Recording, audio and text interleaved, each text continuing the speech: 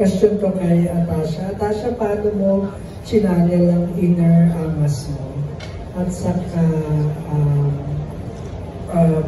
believe ka ba when people say, or anong thoughts mo when people say, ang Pilipino maabilidad? Does it come to you as something negative or something positive? Yung dalawang yun, please.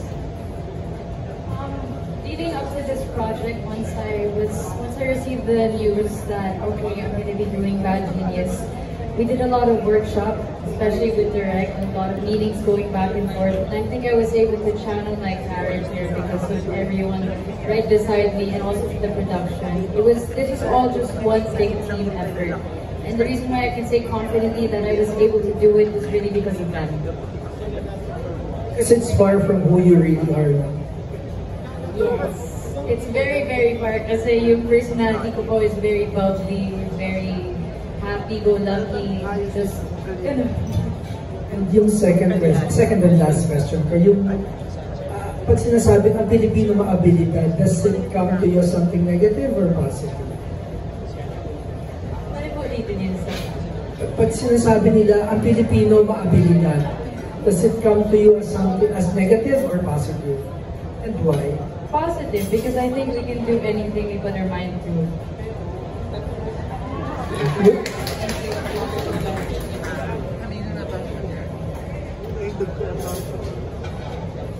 All good, thank you so much. Period, Natasha. Yeah, let's proceed with a TikTok content creator, Jayco TV, Jayco Manangan. Hi guys, hi Direct. Congratulations, napakaganda ng trailer. Grabe. And I think question ko sa mga cast, ano yung mga bonding moments nyo na nagpatatag sa relationship ninyo bilang co-actors dito sa series? Start with...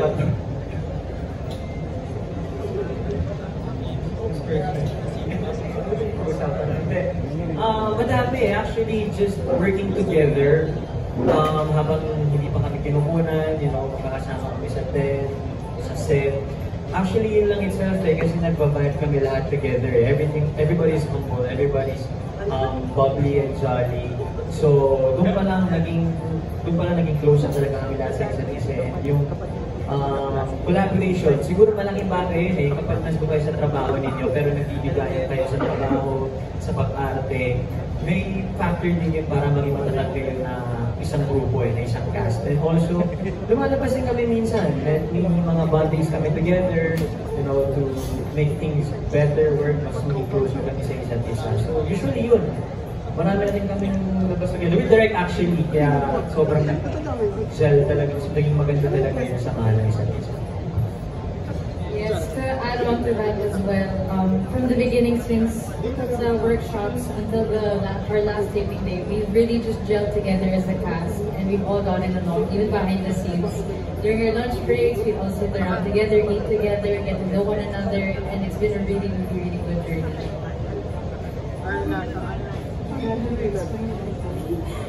So, my mind is like processing right now. How do I explain? Like, during taping, we go through so many experiences. So of course, in a way that brings us together more because we have to be there more for each other. And let's say one of us is having seen, everyone else will check in on each other, ask how we're doing, and show a lot of support. And yeah, we would go out every now and then and really just get to know each other. Sorry, what was the question? I was in the restroom, sorry. Yeah, ano yung mga bonding moments nyo na nagpatatag bilang co-actors dito sa series? Bonding moments, nasabi na, after the shoot, we go out sometimes, not just us the cast, but the whole production then. So, I really appreciate, being with them. Kasi, syempre, pag sa work, iba-iba yung focus na kami sa work. Pero pag nasa labas, we share, kwentos, mga ganon. And then, the other cast too, sometimes we invite them to play basketball with us, me and Jai, or sometimes we do TikTok together. So, it's all about just being there for each other and being comfortable with each other, because that's the most important thing. Can I add? Small to what Gab said, I was thinking about this kanina. I feel very lucky and grateful to know that the whole production, to be surrounded by a production who they really show you and they tell you every day how much they want us to succeed. And they assure us all the time. You can really see in the effort that they put into this whole project that they care so much and they care about us and they see all of our potential and how much more that we can do. My last question na lang. Siyempre, since si Atasha, this is her first ever lead series, ano yung first impression niyo sa kanya and last impression?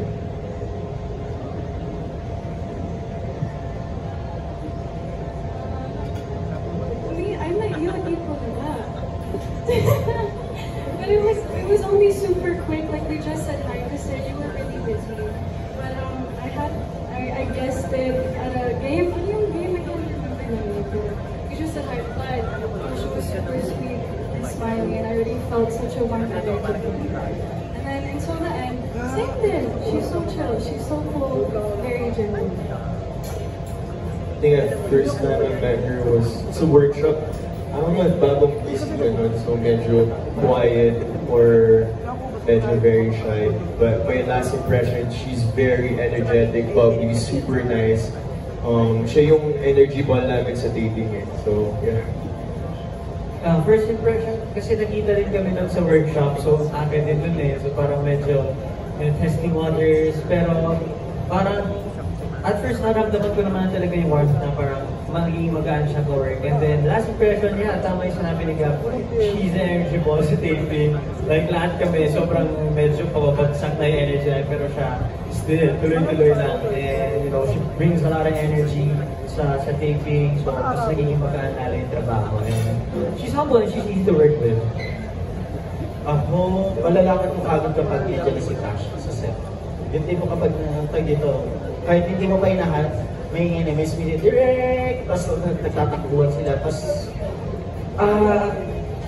pag hindi sila nag-take, ang napapansin ko sa kanila, nagsasayaw sa TikTok. Or nagkakwentuhan sila, ha? Hindi ikaw. Parang ilang beses ko kayo nahuhuli eh. Ayun, tapos na at the same time. Pero kapag ano naman talaga, kapag during the scene or like ito mag-take na yan, sobrang seryoso sila. Pero kapag during break, makulit. Saka siyang dynamite girl ng Miss Set. At sige literal, kasi parang ilang araw yata yung shoot namin na laging may dynamite na kumikipot. Tapos doon, lahat kami kakain ng dynamite, kahit ang lahat ng mga tao na sa dynamite. Kasi pag tinawag kanila, galing pa kay Tash. Parang hilig niya magpakain ng dynamite sa set, gano'n. Sobrang kulit, kasi makulit, kasi kulit-kulit-kulit. Gano'n. Sobrang bubbly sa set. So kahit mabigat na napapagaan niya, saka alam na kagad pag tunto pa ng 7 AM to 7:30 AM, pag nandiyan na si Tash, may inginin set. Boses mo kagad yung naririnig niya. Nandiyan na si Tash. Can you say your word? Thank you. Maraming salamat.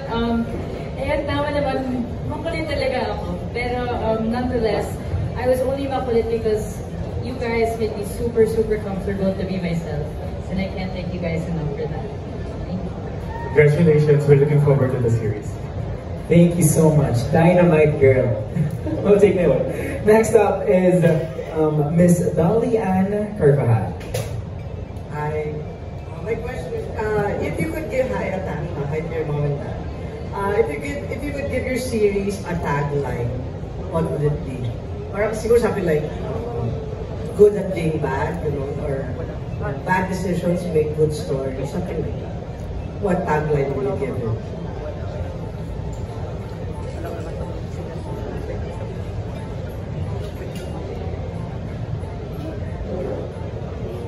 Si Direk siguro muna.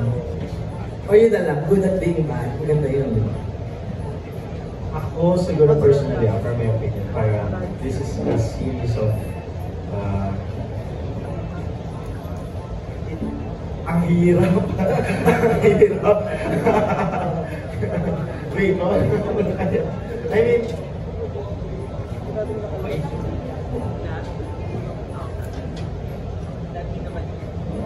Bad choices like or like decide hashtag choose Sorry, pinahirapan Choose your, ko. choose your actions wisely.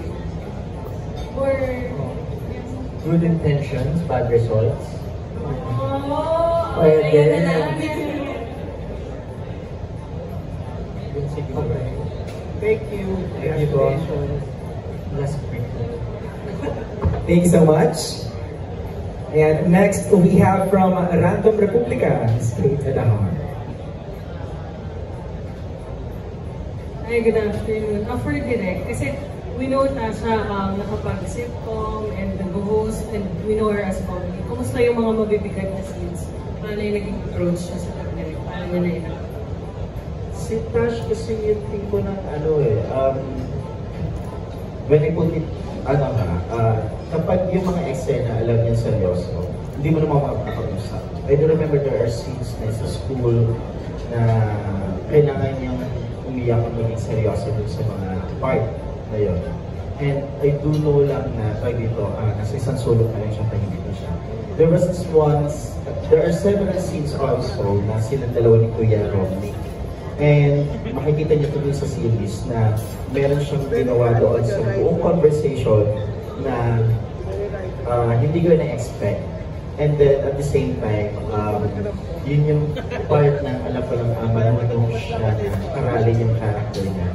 And then, ang maganda kasi is dito, alam ko lang na kapag mag-take na kami, or kapag dumarating siya, alam ko lang na well-prepared.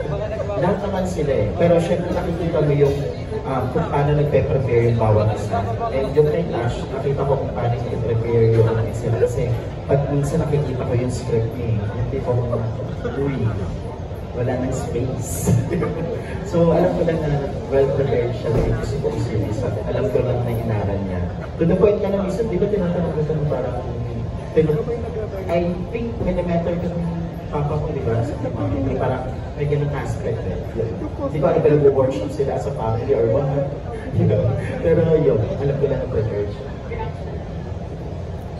Tama naman yung sinasabi ni Direk, pero coming into the set, of course, makulit naman ako during the breaks, pero when it's time to work, it's time to work. And because I was with Direk, my first time, syempre naman kinakabahan ako, pero Direk spoke to me and gave me advice from the first day of taping, and I was able to take that advice until the very end, which really, really helped. Thank you. Alright, thanks so much. Next, we have from Cinehub, Mika Geronimo. Hello, we really enjoyed that trailer, by the way. Sobrang angas nga, like everyone said. So,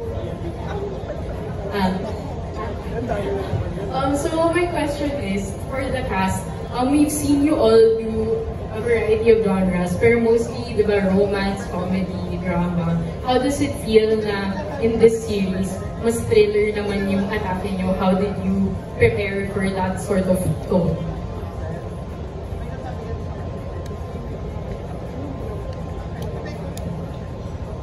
For me, I'm really grateful na binigyan ako ng Viva ng another opportunity na hindi lang rom-com yung another series, which is thriller. I've always like for being an actor, I've always wanted to do different roles, and I'm grateful na si Direk din yung pagdedirect nito kasi very talented, and he helped us a lot sa mga binigyan niya kami mga movies na panoorin, or ano ba yun, na you're gonna be out of your comfort zone, and being an actor, you've always wanted to be doing different and not doing the same thing. So I'm just really grateful na iba yung nagawa namin for this series. Very edgy and very thriller, and yeah, hopefully magustuhan nyo.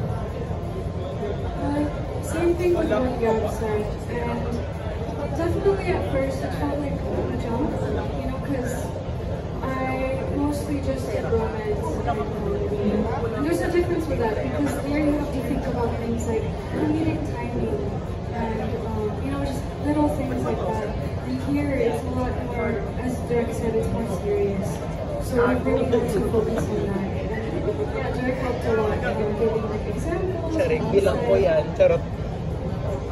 Sa script reading pa lang, si Derek was able to discuss to us what our characters required for this project, and as we read the script and understood the story, si Direk naman was able to tell us what role our character played in that scene and how it all comes together at the very end. And this is all because ng lahat ng research na ginawa mo and all the preparation Direk that you done for us.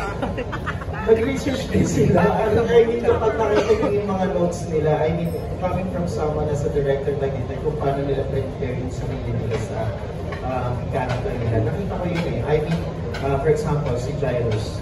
Jairus is the type of actor na minsan kahit nasa labas ako nag-iossi ako, break yan, lalapit yan ng tipo. Pwede ba atakin ko yung ganito kasi ganito yung ginawa ko dun eh. Tapos hindi ba ganito yung character ko, so dapat ganito yung gawin ko. Okay lang ba kung ganyan? Alam mo yung may sarili silang dala, may input. For example, si Haya. Haya is the type of na actress na dito, ang soft-spoken kasi. Pero dito, sobrang ano niya, yung itong game siya. I remember, dito, maliban pa doon sa workshop ng book, kung gano'n siya kaseryoso dun for this material, nagpa-workshop ka na one on one, right? I mean, may sarili siyang acting workshop just to give focus doon sa character niya.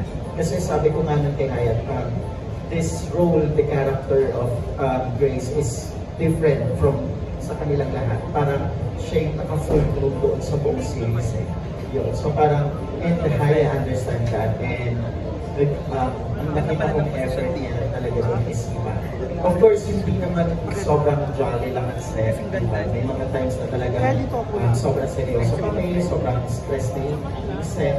Pero, ang nagustuhan ko sa kanilang apat is that even though how they want to see or kung yung kailangan namin magawa at matapos, I mean, makikita ko yung effort talaga nila na they were giving their 100% and more than that para lang sa maganda yung kalalabasan ng mga yeah, siguro in terms of drama, hindi naman ito yung heavy, sobrang heavy din naman kasi yung drama namin dito. Pero yung nakita sa trailer, it's kind of my first time. And siguro it's really good lang na maramdaman ulit yung sense of responsibility of doing this series. Siguro it's one of the factors para talaga maging well-prepared ako, maging well-prepared kami. Feeling the sense of responsibility, may kanya-kanya kaming characters na dapat itangal. So, wala. Gaya na sa akin nila, inaral lang namin yung character. You know, we did our own assignments and in-embody lang talaga namin na hindi kami pupunta ng set na si Jairo, si Gab, si Tash, or si Haya. Pupunta kami ng set, so tumayo kami doon, si Bang.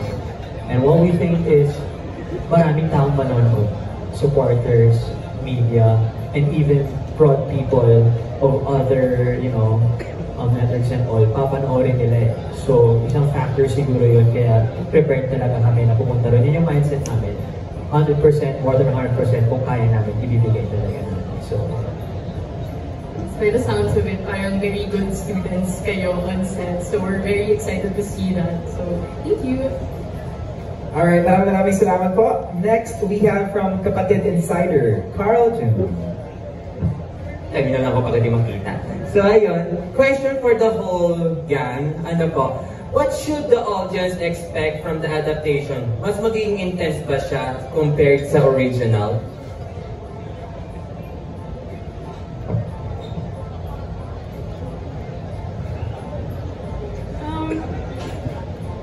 Would it be more intense than the original? I would say the original was intense. We definitely, I don't want to compare, it's more just like we tackle the intensity in a different way. siguro in terms of intensity, hindi na siya maglalaro dun sa adaptation itself na yung cheating, lahat ng schemes. Yung intent mo, kung dadagdag dun sa intensity is yung kanya-kanyang family stories ng bawat isa.